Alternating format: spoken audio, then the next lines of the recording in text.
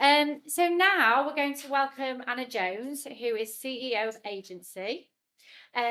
She is a creative marketing strategist and she builds relationships through storytelling and social media. And she's going to talk to us about the power of collaboration. That's a big word we're seeing actually with a lot of company conferences at the moment. You know, they're stronger together stronger. Collaboration is a big thing that people are doing at the moment. And she's going to teach us how using social media can help create your brand story, which has already been mentioned today in terms of people want to know the story behind the brand, which is obviously what research gives you the opportunity to do. So all these things are tying in really nicely together. So let's give Anna a round of applause. Thank you. It's okay like this? Yeah, it's fine. Yeah. Okay. So welcome to my storytelling masterclass today. Today, I'm going to give you insights into what storytelling really means when it comes to your marketing, how it can be game-changing for boosting your visibility and growing an engaged community. There may be lots of people offering the same service or similar product to you, but remember, nobody is you. If you show up and take people on that journey, you will stand out from the crowd and start to have a real competitive advantage from the outset. The use of stories is there to solve the problems and the challenges that your target audience are facing, and most importantly, the community that you've already started to build. So instead of just telling them what you do, it's really important to show them what you do. So use those stories that create relatable and memorable moments for them and turn the content to focus on what is in it for them. Really, really important. I hate this is like one of those things where you say, oh, you might not want to hear this, it's an unpopular opinion, but people actually might want to know your story, but they don't in some ways care about you. It's all about what's in it for them. So it's turning those stories around to talk about what is the benefit for them. So just really quickly, why am I in a position to talk to you about this? So just a very quick overview. I'm Anna and I run a global marketing agency, which I set up mid-pandemic while I was living in America, in Chicago. And I now help boost the visibility of female founders and get them the visibility that I believe they deserve. So as a creative marketing expert, I use my commercial retail background, which is where I started working for some of the big flagships in London, and my global perspective to connect my clients to the right people to help them grow. So here's a thought. We don't always necessarily buy from the best business. We buy from the business that we remember or that somebody else has recommended to us. But how do you become one of the ones that is remembered? This can be done in a couple of ways. The first really important one is repeating your key message. So ideally, you need to have like that killer one-liner that you become recognizable by. So probably one of the most famous brands for doing this is Nike with Just Do It. It's on every piece of content. You know it. If you saw that and you didn't see Nike, you'd instantly know the brand. But obviously, this is on a huge multinational scale. So let's take an example of somebody else who I think is definitely worth checking out, and in my opinion, a real expert in educating people on storytelling. And his name is Sun Yi, and he's the founder of a digital agency in New York. And he is not only an amazing storyteller, but he has a single line that got him noticed by the likes of Jay Shetty, for those that know Mel Robbins, and he works on their personal brands with them. And he said, I never thought of it that way. He's starting to get people through his stories to make people to think differently about what they're doing and why they're doing it. So the strapline really acts as a connector and reinforces a message that you're trying to get across. Take Holly, anything is possible. That's, she's becoming known for that. So, and he shows up every day. He has a membership. It's only $5 a month. And what he gives, and I think is incredible, the value he gives to the people that are following him. And the reason I say that is an important reminder that when you are sharing if you are in a position as a business owner and you're offering a service, don't be afraid to give away some really valuable insights and education, because ultimately nobody can do it the way you do it. So even if they're going to try and repeat things that you're saying, nobody can do it in their way. So it's a really important reminder. And the second thing that he does really brilliantly is storytelling, which is what I'm here to talk to you about today. Stories are something that captures our attention. They keep us glued. They leave us wanting more. And just like your favorite Netflix series, storytelling tells the story of how and why you are the best problem solver for your audience. So that's the real big reminder, is you're there to solve the person's problem, the target audience, and it's really, really important that those stories build the picture to show how you can do that. So I bet you've heard how you need to tell your story to make that all-important emotional connection, but thought, what does that mean? Do I really have a story? Mine's just a boring one.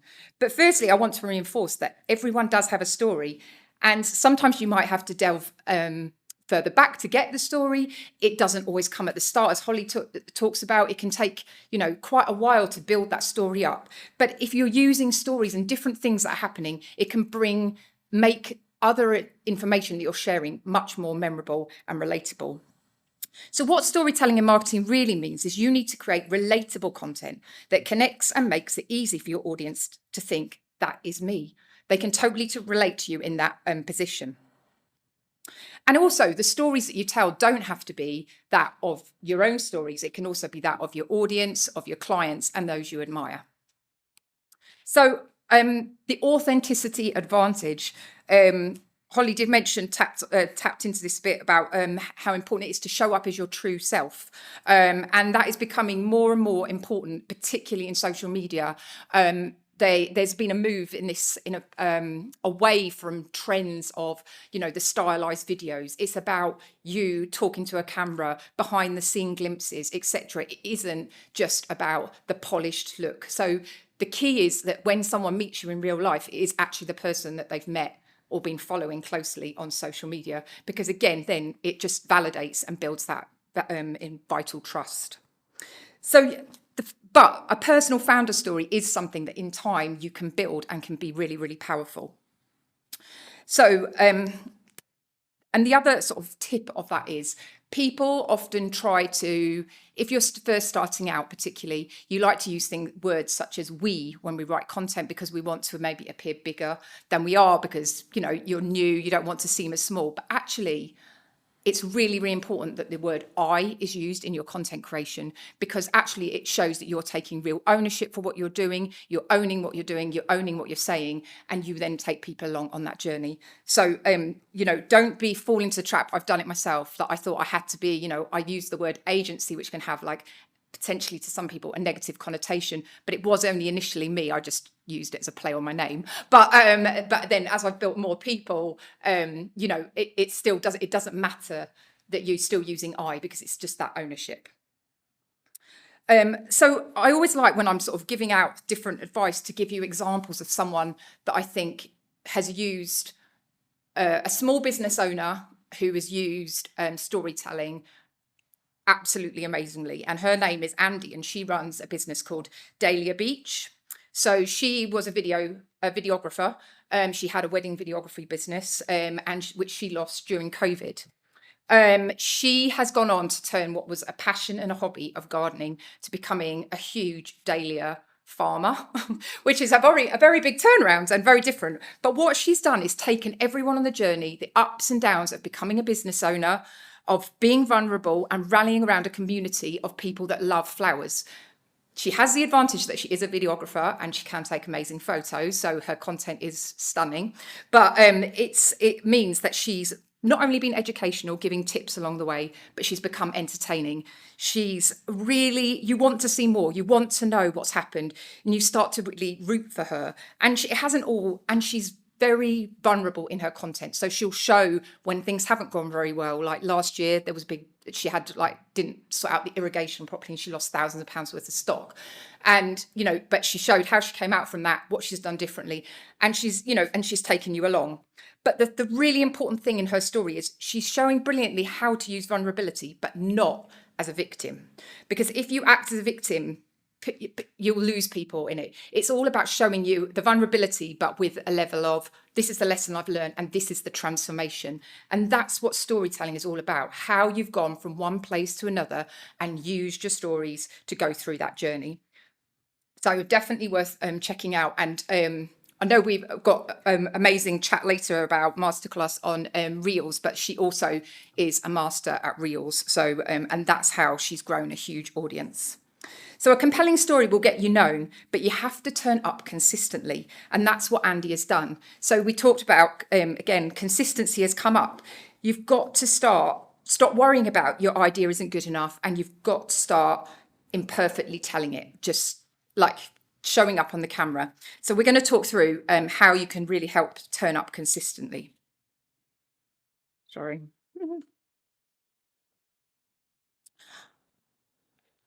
So this is just to sort of wrap up about authenticity.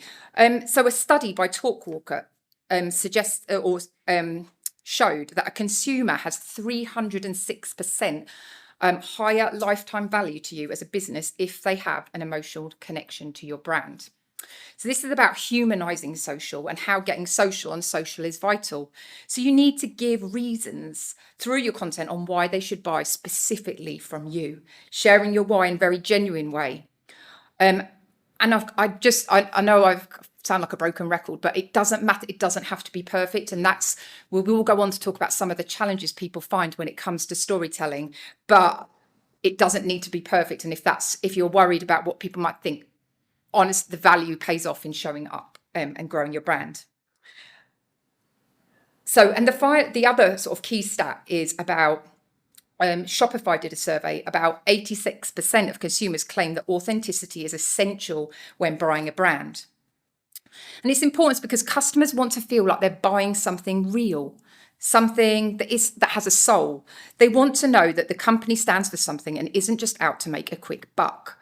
Now, we talked about collaboration, and this is where collaboration can be extremely powerful, where you're working with like-minded brands who show the same value or have the same values, share the same values, and are on similar mission to you. If you collaborate, that message gets bigger, you start to tap into new audiences, and it can be really game-changing in terms of how you can grow your audience and get to new people who are on a similar mission. The other thing with authenticity is it opens up wider conversations and creates an open space for feedback. As there's a level of trust, people start to open up more. And what then happens is the conversations means you're getting regular constructive feedback from your community. And it can only go to help to improve your brand from where it is today. So that authenticity and opening up means people will give honest feedback, and it will help you further develop your business.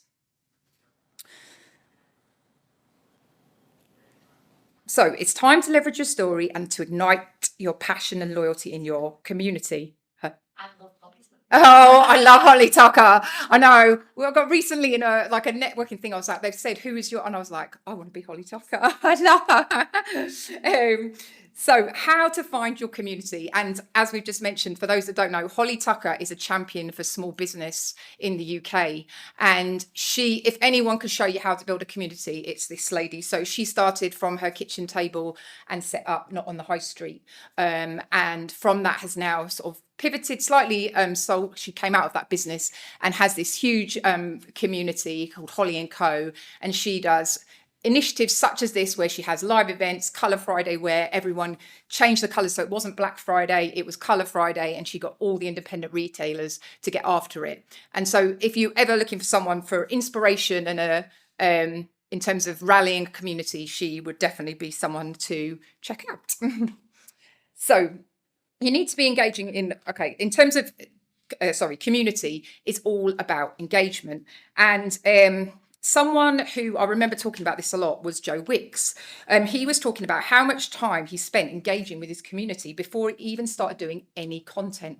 So for those businesses that haven't yet necessarily got off the ground, like they're at the very early stages, don't panic too much about whether you've got loads of content happening. Actually use the platform to start engaging, finding out and doing the research like we've just been hearing about. So what he did is, he has built a huge community by asking the questions, engaging, answering every post himself, going into DMs, answering. So there's sort of 3 or 4 key things and places that you can be doing great community building, particularly on Instagram. So Instagram stories you can be engaging in, Instagram feed. You can use hashtags to engage on them in terms of locations, and you can also do that for keywords as well. Okay, so another way that is a great way and maybe an underutilized feature is called Close Friends. It's on Instagram. And it's a way of creating exclusive content for the people that are already following you. So someone that does this very well is Vix Meldrew. She's a coach. And what she's chosen to do is that anyone who's worked with her or has done a course with her, alongside the normal content that she's making available to everyone, she creates exclusive like content that she'll share with her audience in terms of different like advice or things that she's finding. And that just keeps that loyalty. And I think that's the reminder of keep the people that are already your fans. How are you keeping them loyal and making sure you're constantly keeping them engaged to and not just focusing on, you know, who the new people are.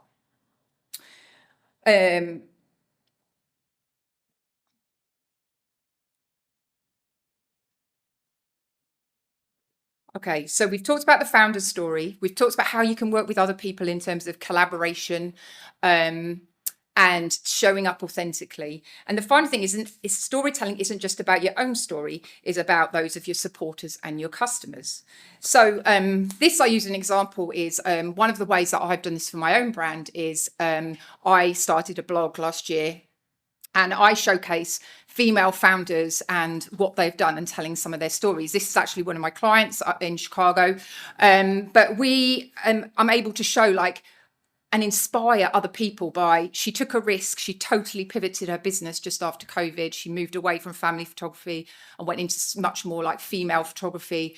And it's making sure that you're sort of telling those stories. By telling those stories, you'll teach people lessons and sharing relatable moments that other people again will think, oh, that's me, and then can use that. So successful storytelling involves a transformation and the person has to have gone through a change.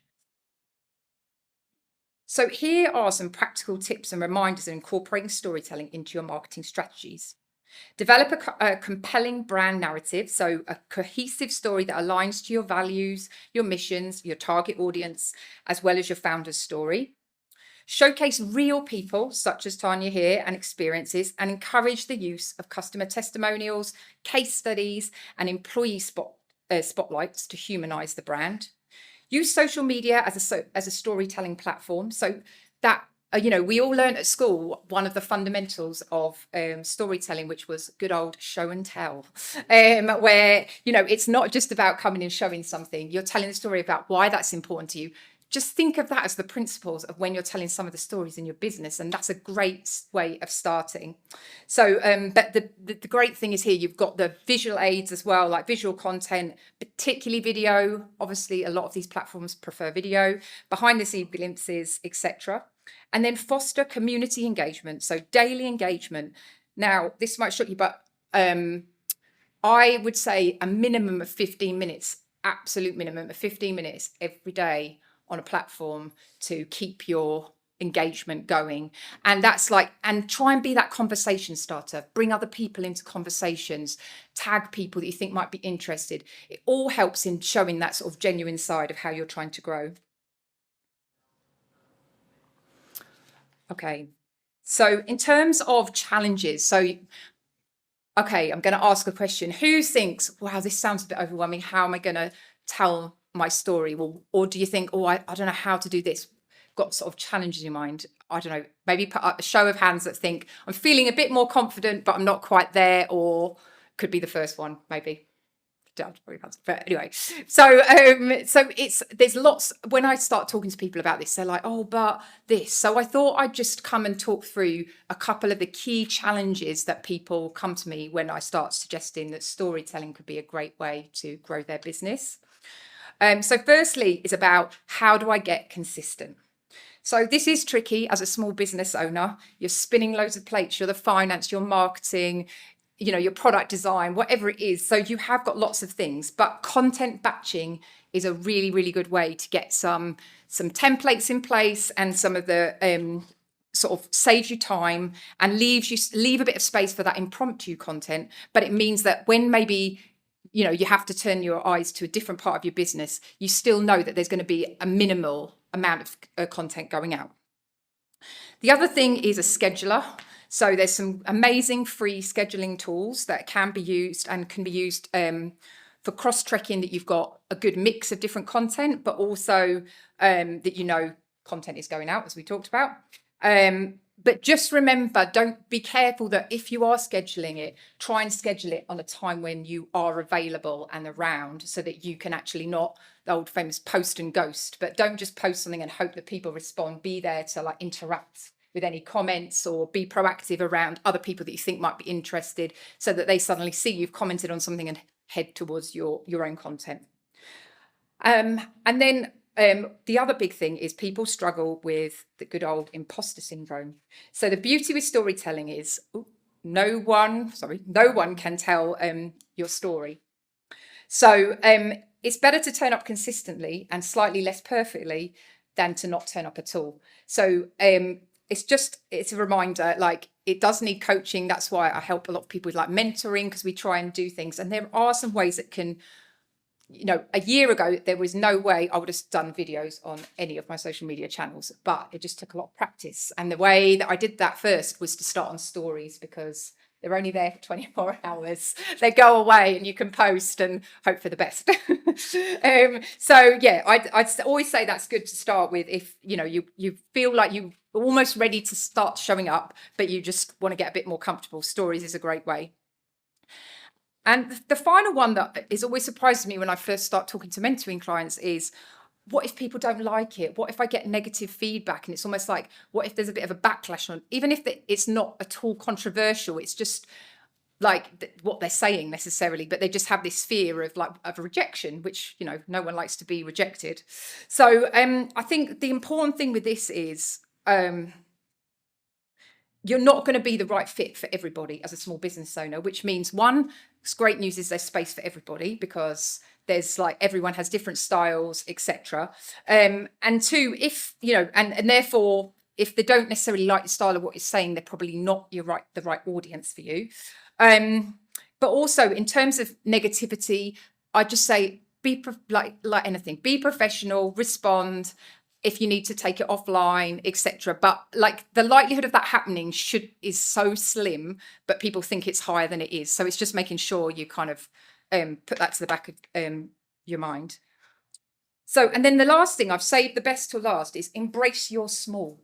Being a small business is probably one of your biggest competitive advantages against lots of big brands. Big brands actually want to be like small brands. People want access to the founder, the people behind the brand, which is much harder as a business grows unless you make it a priority. If you look at Instagram as a brand this year, or in the last, I think it's 6 months, it feels like ages ago, but 6 months, Adam Montesi, who heads up Instagram, now does regular personal updates on video to the audience, to tell them, we've taken your feedback, this is what we've done, and this is why. And I mean, this last week he did one all about, everyone always talks about the algorithms are up against me, it's something about the algorithm. And he did a whole update about exactly, very sort of transparent about how people's content is seen and ranked and pushed out. So I think that just shows the importance of, showing up as how much it can help, So you are in a competitive advantage, as in many cases you are much closer to the clients and can adapt more easily potentially to a bigger brand. There are so many ways to get more visible, but ultimately people love good old-fashioned customer service. You can do that online or offline. So there's lots of ways that you can add those personal touches that will really put you as a small business in a competitive advantage. Things like handwritten notes in a parcel, until you're big, write them. They make people feel good. It's a great feeling. So embrace those human touches that people crave. So my top 5 takeaways: you need to be showing up authentically on social as you, but it doesn't have to be perfect. To be able to convey your power online, you need to be using storytelling, and this is how you build that emotional connection and get more leads. The story of your customers and those who support you are super powerful. So showcase relatable transformations that people have gone through. Engage. This is just so important. This is it's just as important, if not more important, than content creation.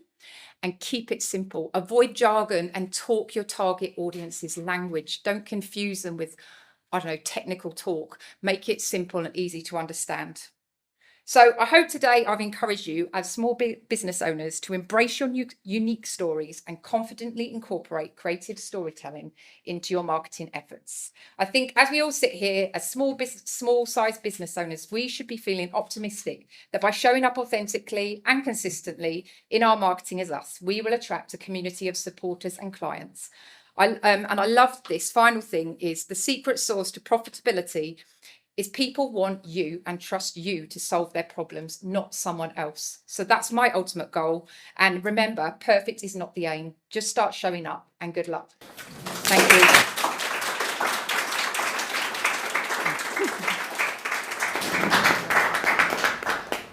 Yeah, is anyone got any questions? Like Daniel went very far. Sorry. You mentioned scheduling. Yes. And platforms that can help you do that. Do you have any recommendations or ones that you'd like to use? Yes. So you talked about scheduling. We'll just reiterate the message for the recording. So schedulers that I use 2 or 3 because sometimes it's just a personal preference.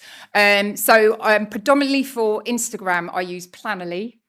And I use something called Plan That, which is an Australian brand, which is brilliant. Both of them are very visual. I quite like to see the visual, and it's very sort of versatile to move things around. So they would be my top ones for that. For LinkedIn, I actually schedule within the app. And then sometimes for one client, I use Hootsuite for a spectrum of different platforms. So they would be the sort of key ones. Hi, yeah. No worries.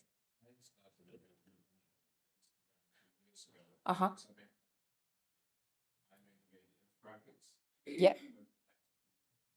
Years basically, I saw the platform really deprioritize picture content and emphasize video.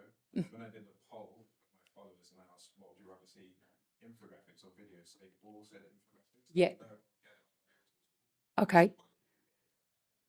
The video, it's like we're trying to be forced to play the platform's game.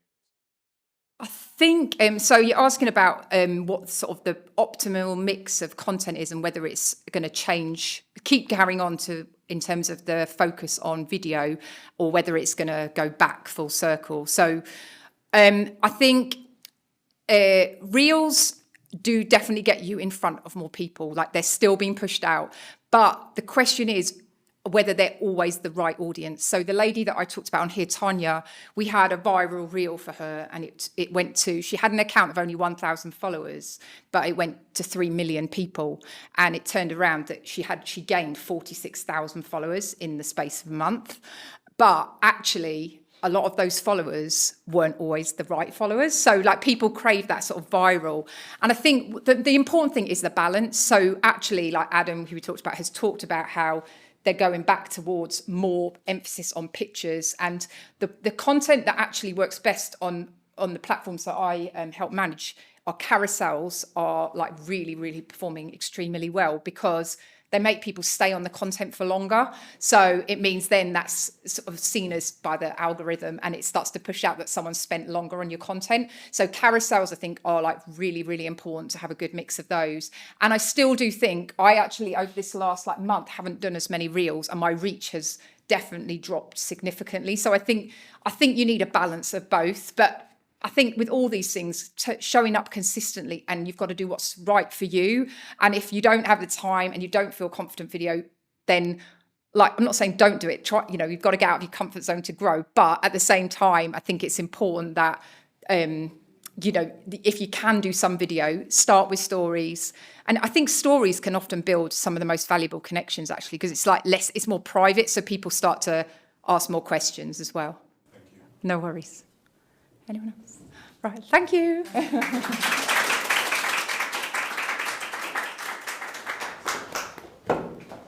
Another fantastic presentation, and I love the bit about the transformation. That's given me loads of ideas as well. It's a big thing on TikTok at the moment, isn't it? Like going through all the years and everything. Yeah, so that's really useful.